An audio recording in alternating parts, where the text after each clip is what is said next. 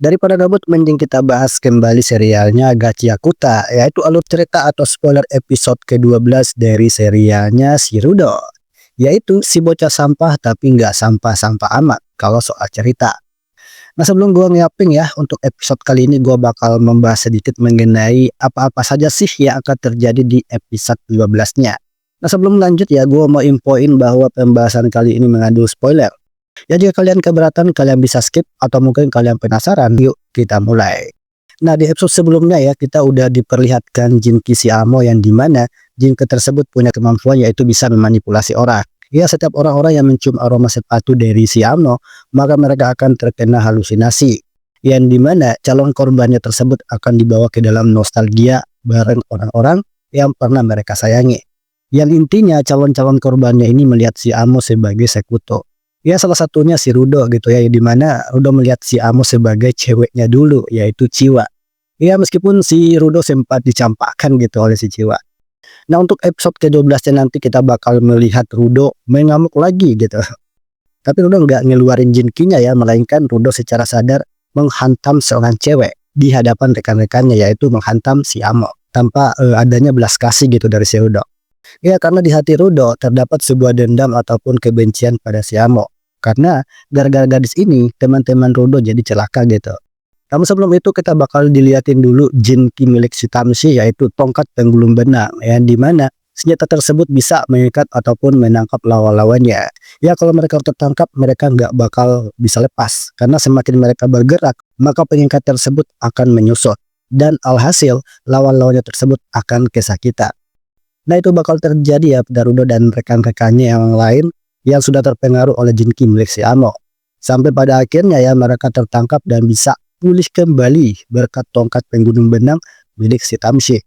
Nah untuk lebih lengkapnya kalian bisa dengerin aku yaping untuk episode 12 yaitu di chapter 35 dan juga chapter 40 yaitu masa-masa kelam si Amo. Ya itu pun kalau masih sempat gitu ya ditayangin. Nah bagi kalian yang gak keberatan, yuk kita mulai alur ceritanya.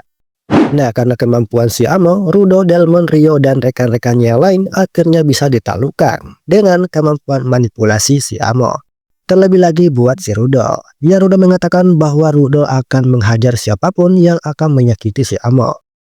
Nah dalam situasi tersebut, Sanka dan Tamshi mulai terkepung oleh rekan-rekannya sendiri yang sudah terkena manipulasi. Dan Tamshi pun merasa bahwa saat ini mereka sudah terlambat untuk menyadarkan mereka. Ya mau nggak mau Tamshi akan melawan teman-temannya dengan jinki miliknya. Nah sebelum memulai pertarungan, Tamshi pun akhirnya mengeluarkan tongkat penggulung benang yang selama ini dia sembunyikan. Dan singkat cerita pertarungan pun akhirnya dimulai. Nah dalam pertarungan tersebut, Tamshi berhasil mengikat rekan-rekannya dengan tongkat penggulung benang miliknya. Ya semakin mereka bergerak maka tali tersebut akan mengusut dan membuat tubuh mereka kesakitan. Nah dalam kejadian itu Tamshi merasa bersalah pada rekan-rekannya. Ya Tamshi berpikir bahwa dia bisa menyadarkan mereka dengan rasa sakit. Tapi itu menurutnya sia-sia. Dan di sisi lain Amo pun membalas bahwa seberapa sakit yang mereka rasakan maka mereka akan berusaha keras untuk terbebas dari jeratan tersebut. Meskipun mereka berdarah-darah. Dalam kejadian tersebut, Tamshi menjelaskan bahwa jinkinya tersebut adalah tongkat penggulung benang yang dimaksudkan. Tongkat tersebut bisa menjerat lawan-lawannya dan menangkap mereka.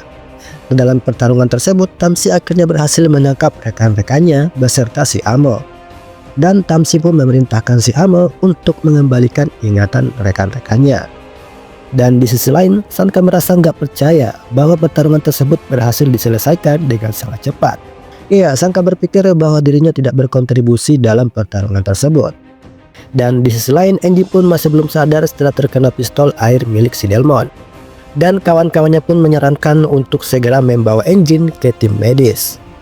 Nah dalam kejadian itu, Amo merasa nggak terima jika dirinya diperlakukan buruk oleh si Tamshi. Ya gara-gara hal itu, Rudo dan rekan-rekannya yang lain mulai melawan jeratan yang mengikat mereka. Ya meskipun tubuh mereka terluka karena jeratan tersebut, tapi Rudo dan rekan-rekannya tidak akan tinggal diam melihat perlakuan buruk si Tamshi terhadap orang yang mereka sayangi. Nah karena merasa jengkel, Tamshi pun menuruti permintaan mereka dan duar. Dengan dahsyatnya tongkat penggulung benang tersebut berputar layaknya angin tornado. Dan gara-gara hal itu, mansion yang ditempati si Amo berakhir dengan kehancuran. Dan di sisi lain, Sanka pun mengatakan bahwa Tamshi terlalu berlebihan dengan Jinki miliknya. Tapi menurut Tamshi, hal tersebut adalah tindakan yang efektif untuk menyadarkan mereka. Nah, dalam tragedi itu, Rudo dan yang lain mengalami luka yang cukup serius. Tapi untung aja, para cleaner masih mempunyai jimat tato yang diberikan oleh Remlin sebelum mereka pergi ke padang pasir terlarang. Yang dimana tato tersebut bisa menyembuhkan luka yang cukup fatal yang diderita oleh para cleaner. Nah, setelah pertarungan selesai, Enji pun berkeinginan menyita sepatu bot milik si Amo. Karena Jinki miliknya si Amo itu terlalu berbahaya. Shin beralih ke markas janitor yang dimana Semiyu merasa khawatir dengan para cleaner. Terlebih lagi buat si Rudo. Nah, karena merasa penasaran, pemimpin mereka pun mengatakan apa yang dilihat Semiyu di dalam tubuh si Rudo saat pertama kali melihat anak itu. Shin beralih ke tempat si Amo yang dimana Enji merasa heran dengan cewek yang ada di depannya. Ya, bisa-bisanya cewek ini memakai sepatu tapi tidak memakai kaos kaki. Karena gak terima sepatunya diambil oleh si Enjin, Amo pun melarang si Enjin menyentuh sepatu botnya tersebut. Karena hal itu bisa menghilangkan bau orang yang disukai oleh si Amo. Nah, karena merasa gak percaya dengan perkataan si Amo, Enjin pun mencium sepatu bot milik si Amo. Ya, Enjin merasa baik-baik aja setelah mencium aroma sepatu milik si Amo tersebut. Dan di sisi lain, anggota cleaner merasa takjub dengan jimat pemberian dari Remlin bahwa tato tersebut bisa mengobati luka fatal dari si Enjin. Dan di sisi lain, Enjin terus-terusan memaksa cewek ini menghilangkan efek manipulasi teman-temannya. Tapi Amo mengatakan bahwa dia nggak bisa menghilangkan pengaruh tersebut kecuali Enjin memberikan sepatu miliknya. Karena cewek ini tidak bisa menghilangkan efek tersebut hanya dengan satu kaki.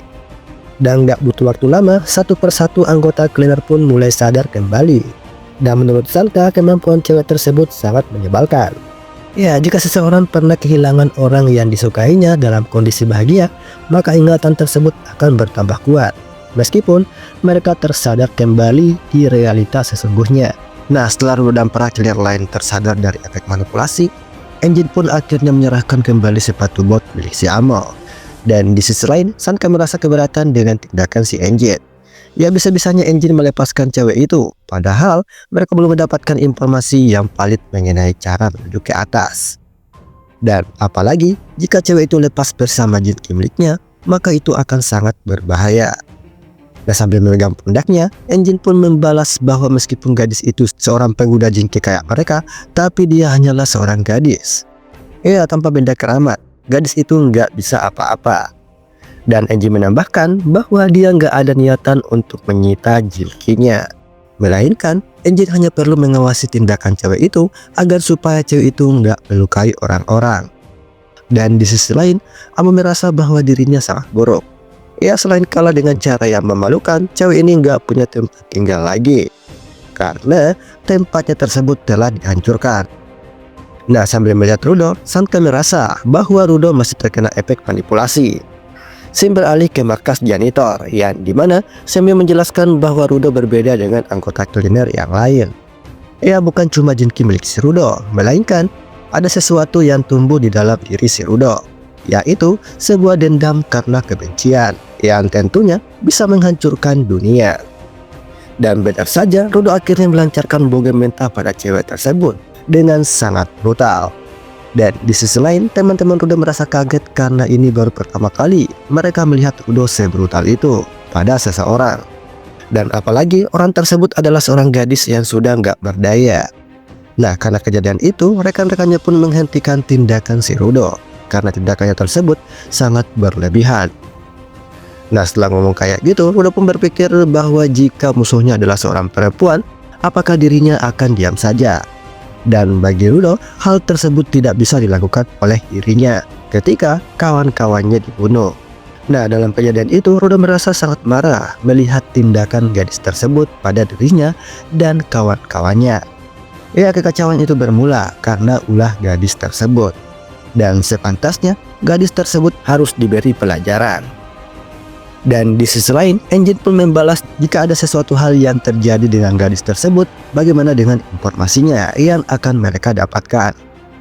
Nah, setelah ngomong kayak gitu, Rudo pun akhirnya sadar bahwa tindakannya tersebut akan merugikan anggota kelompoknya. Nah, setelah emosi Rudo mulai mereda, Enjin pun membawa Rudo ke tempat yang jauh dari keramaian agar supaya Rudo bisa menenangkan pikirannya. Dalam tempat tersebut, mereka berdua pun saling curhat-curhatan, yang dimana Rudo mengungkapkan bahwa ketika masih di atas permukaan, Rudo masih bisa menahan diri dari perkataan orang-orang. Ya, karena pada saat itu masih ada orang yang memperingatkan si Rudo untuk menahan amarah ataupun emosinya. Tapi kejadian tersebut seolah berubah saat dirinya dibuang ke bawah. Ya, kalau Rudo menahan dirinya, maka dirinya lah yang akan kalah. Tapi perbedaan tersebut tidaklah jauh dari dirinya yang dulu ataupun sekarang. Ya, Rudo merasa bahwa dirinya adalah seorang bajingan. Dan di sisi lain, Enjin pun mulai terang-terangan bahwa dirinya menyukai seorang wanita yang baik. Ya, Enjin memberitahu Rudo bahwa dia nggak suka seorang wanita yang kekanak-kanakan. Dan menurutnya, hal tersebut tidak bisa Enjin sembunyikan. Ya, meskipun demikian, Enjin mengetahui kekurangannya tersebut sudah sejak lama. Dan yang pasti, entah dirinya dan Rudo masih punya banyak waktu untuk berkembang. Nah, setelah obrolan mereka berdua selesai, Enjin pun mengajak Rudo untuk minta maaf pada gadis yang Rudo pukuli. Si beralih ke tempat para kuliner dan si Amo. Nah, dalam tempat tersebut, para kuliner mulai meminta maaf pada gadis tersebut. Karena mereka sudah berlebihan ngebikin gadis tersebut babak belur. Nah, sebagai ucap minta maaf pada gadis tersebut, salah satu cewek dari anggota kuliner pun menawarkan diri untuk menjadi teman curhat gadis tersebut. Iya, cewek itu bersedia jadi teman curhat si Amo, entah itu bergosip ataupun ngobrol-ngobrol biasa. Dan di sisi lain, gadis tersebut merasa senang dengan sikap cewek itu. Ya, Amo mengatakan bahwa cewek tersebut akan menjadi seorang ibu yang sangat hebat, sama seperti ibu dan ayahnya. Dan menurut Amo, berkat ibu dan ayahnya, Amo akhirnya menemukan cinta pertamanya. Nah, dalam pembicaraan tersebut, Amo pun mulai memberitahu semua informasi atau masa lalunya pada para cleaner. Nah, pada saat itu, Amo masih seorang anak kecil, yang dimana gadis kecil tersebut diajak oleh ibunya pergi ke suatu tempat, yaitu ke tempatnya Om-Om Pedo. Nah, pada saat itu, ibu Amo ingin menjual anaknya sendiri pada Om-Om tersebut. Nah, setelah sampai ke tempat Om-Om Pedo, ibu Amo pun mengatakan jika bukan Om-Om Pedo ini, tidak akan ada seorang pun yang akan menyukai si Amo. Ya, ibunya gadis ini emang benar-benar laknat gitu. Nah, setelah dijual ibunya, singkat cerita, Om-Om Pedo tersebut membawa Amo ke sebuah tempat di mana tidak ada seorang pun yang mengganggu mereka, yaitu di sebuah mansion wilayah padang pasir terlarang. Nah, setelah mereka sampai di sana, Om-Om Pedo tersebut memberitahu si Amo bahwa ibunya Amo sudah menjual Amo ke Om-Om Pedo. Iya, Om-Om tersebut mengatakan bahwa semua keperluan Amo akan dipenuhi Om-Om tersebut selamanya. Iya, Amo tidak akan kelaparan lagi, karena dalam tempat tersebut semua kebutuhan sudah terpenuhi, entah itu makanan yang banyak, pakaian, dan lain-lain. Nah, karena merasa penasaran, Amo pun mengatakan dari mana Om-Om Pedo ini mendapatkan barang-barang tersebut. Dan Om-Om pun membalas bahwa dia sebenarnya adalah seorang pekerja. Ya, Om-Om tersebut menambahkan bahwa Amo nggak usah khawatir dengan makanan atau kebutuhan yang lain. Nah, setelah ngomong kayak gitu, singkat cerita, mereka berdua pun melakukan sebuah ritual. Om-Om Pedo emang laknat. Ya, mereka berdua tiap hari melakukan sebuah ritual, sampai suatu ketika muncul seseorang yang tiba-tiba masuk ke tempat mereka. Ya, gadis tersebut menjuluki orang itu sebagai malaikat. Padahal orang tersebut bukanlah seorang malaikat, melainkan mereka adalah penghuni wilayah bagian atas. Nah, setelah mereka masuk ke dalam tempat tersebut, singkat cerita, pertarungan pun terjadi antara Om-Om Pedo melawan orang asing. Nah, sebelum memulai pertarungan, Om-Om Pedo akhirnya memakai sepatu bot miliknya. Nah, dalam pertarungan tersebut, Om-Om Pedo berhasil dikalahkan oleh orang asing tersebut. Nah, setelah berhasil mengalahkan Om-Om Pedo, orang asing tersebut lalu melepas sepatu Om-Om itu dan memberikannya pada si Amo. Ya, orang asing tersebut mengatakan bahwa sepatu bot yang dipakai oleh Om-Om Pedo itu lebih cocok dipakai oleh gadis tersebut. Nah, sebelum pergi dari tempatnya si Amo, orang asing tersebut mewasiatkan sepatu bot itu pada si Amo. Ya, orang tersebut mengatakan bahwa Amo harus menggunakan kemampuan sepatu itu dengan secara hati-hati. Nah, saat akan beranjak dari tempat tersebut, Amo merasa takjub melihat kemampuan orang asing itu. Ya, ini baru pertama kali Amo melihat seseorang bisa terbang seperti malaikat. Dan dari sanalah gadis tersebut menamai orang asing itu sebagai malaikat. Nah, dalam kejadian tersebut, Om Pedo sempat berbuat kasar pada si Amo. Ya, Om Pedo nggak terima jika sepatu botnya itu diambil oleh si Amo. Ya, gadis tersebut dituduh mencuri sepatu Om Pedo. Dan di sisi lain, Amo pun merasa bahwa sepatu itu kayaknya cocok dengan dirinya. Dan menurutnya, Amo nggak akan ngebiarin siapapun yang akan merebutnya. Si beralih ke masa sekarang, yang dimana udah berniat untuk meminta maaf pada si Amo. Nah, sambil menuju ke arah gadis tersebut, rekan Rudo pun mengatakan bahwa saat ini gadis tersebut tengah membahas sebuah informasi yang Rudo cari-cari selama ini. Scene kembali beralih ke masa lalu si Amo, yang dimana jinki milik Om Pedo ternyata lebih cocok dipakai oleh si Amo. Ya, Om Pedo nggak menyangka bahwa jinki miliknya itu bereaksi pada si Amo. Dan menurut Om Pedo, seharusnya jinki tersebut terikat pada penggunanya dan bukan orang lain. Nah, sambil memegang erat sepatu bot Om Pedo, Amo pun membalas bahwa dari awal jinki tersebut bukanlah milik Om Pedo, melainkan sepatu bot tersebut diperuntukkan buat si Amo. Dan apalagi Amo merasa bahwa sepatu tersebut kayaknya berjodoh dengan dirinya. Ya, Amo masih kekeh ingin memiliki sepatu tersebut. Dan di sisi lain, Om Pedo masih nggak terima jika sepatunya itu dicuri oleh si Amo. Ya, Om Pedo merasa bahwa gadis tersebut sudah mulai membangkang perintahnya. Ya, Amo nggak mau lagi mendengar ucapan Om Pedo. Nah, dalam kejadian itu, mereka berdua saling berebut untuk mendapatkan sepatu bot tersebut. Entah gadis tersebut dan Om Pedo, mereka berdua tidak mau saling mengalah. Dan menurut Om Pedo, dirinya tidak akan memberi jinki miliknya itu pada gadis tersebut, meskipun Amo memohon pada dirinya. Nah, karena nggak diberi oleh Om Pedo, singkat cerita, Amo pun murka dan kemudian Amo mendorong Om Pedo dari atas mansion. Ya, Om Pedo akhirnya tamat juga. Nah, dalam kejadian itu, Amo akhirnya menyatu dengan jinki milik Om Pedo. Ya, gara-gara ibunya sendiri, gadis tersebut jadi kehilangan akal. Dan singkat cerita, beberapa bulan setelah tragedi itu, malaikat datang kembali menemui si Amo. Scene beralih ke masa sekarang, yang dimana Rio pun mempertanyakan soal cara orang atas tersebut bisa mencapai batasan.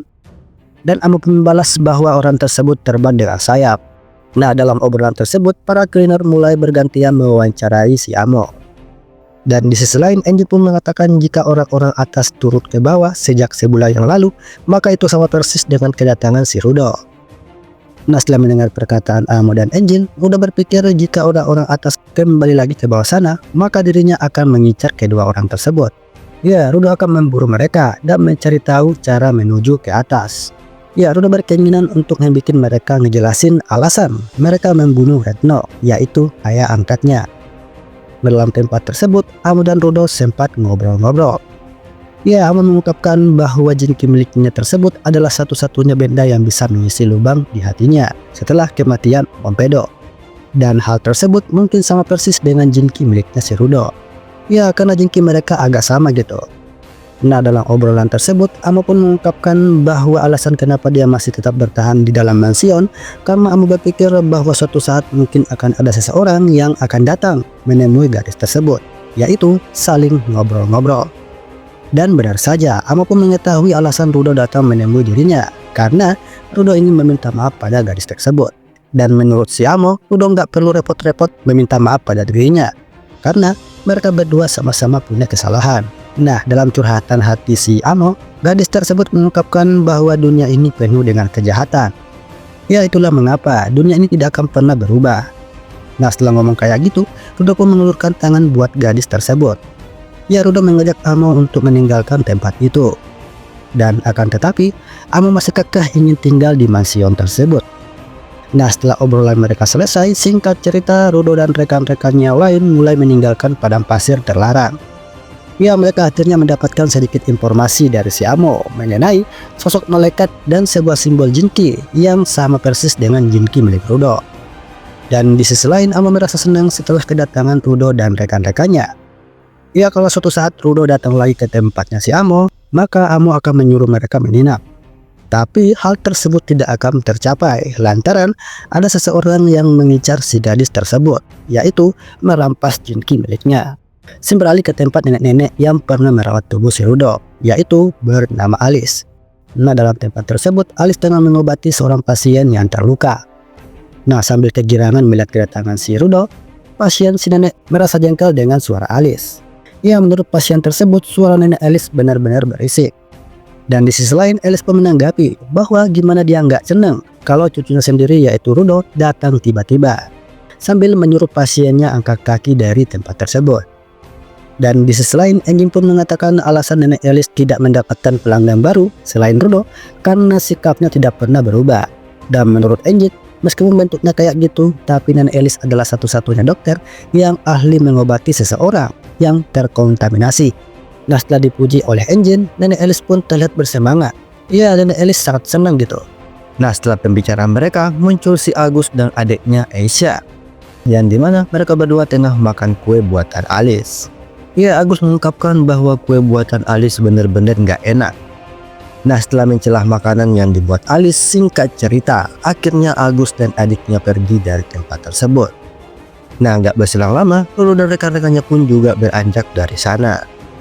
Nah, dalam perjalanan, mereka tengah melihat sampah-sampah yang berjatuhan dari atas. Dan menurut Engin, sampah-sampah yang berjatuhan dari atas sana itu bisa menimbulkan korban jiwa yang cukup banyak.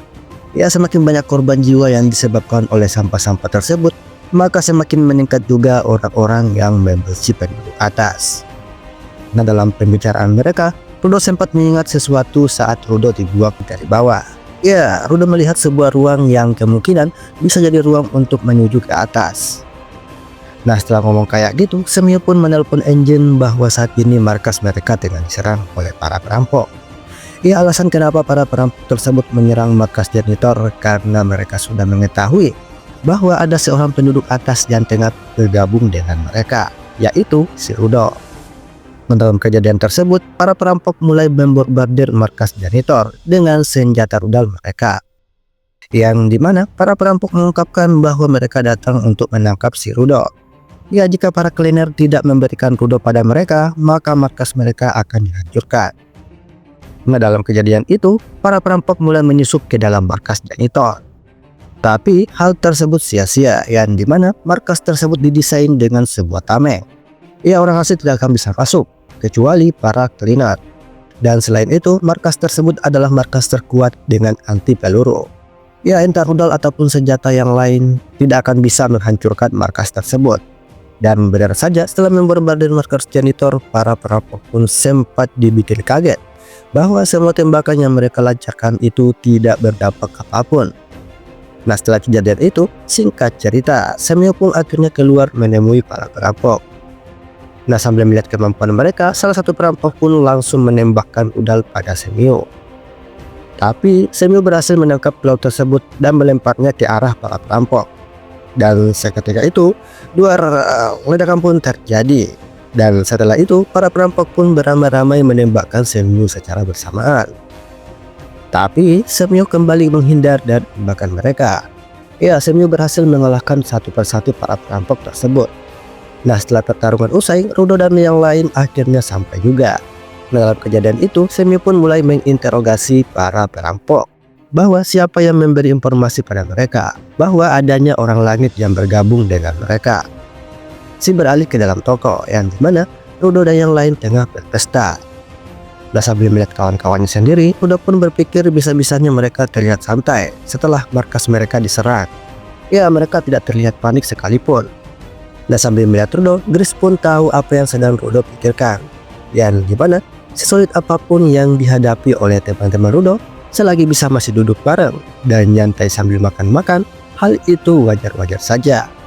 Ya, karena hal tersebut bisa saja membuat pikiran mereka tambah lebih tenang untuk menghadapi masa yang akan datang. Nah, segini dulu untuk alur cerita atau spoiler episode ke-12 dari serialnya si Rudo. Ya, untuk lebih detailnya kalian bisa nunggu aja animenya di hari dan jam yang sama. So, itu aja. Sampai jumpa. Jamatane.